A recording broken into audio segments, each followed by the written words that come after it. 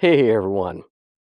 Got a tiny update from the field talking about it in my office, but this is obviously, you're going to see footage not in my office. Well, it's my new office, right?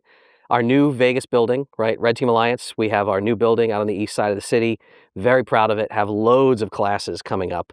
So we've got covert entry, we've got the PAX class, we've got our alarm classes coming up, we've got our surveillance dynamics. Like, again, I'll link to Red Team Alliance. I don't mind linking to that site. It's not like I'm talking about Blue Group Gizmos over here. But why am I telling you about the new building? I'm not a door hardware guy. I know a lot about door hardware. I know how to get past it.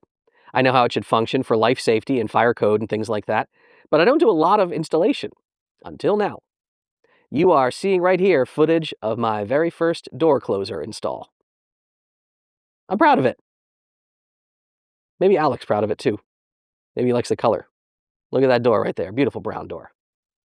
Yeah. If you haven't seen Alec's video on Technology Connections about door closers, it's fascinating.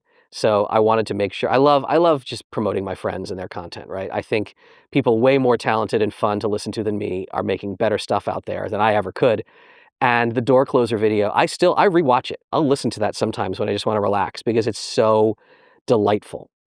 Him and Robert from Aging Wheels and, the gaming historian. And I'll rewatch some of their content sometimes, even if I've seen it, because their voices are just so soothing.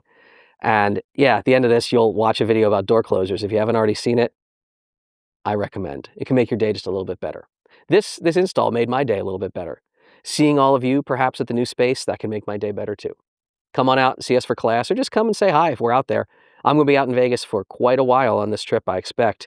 We'll see where I'll land eventually, but yeah, the doors are nicely compliant now with fire code, keeping you and everyone else who visits safe out there.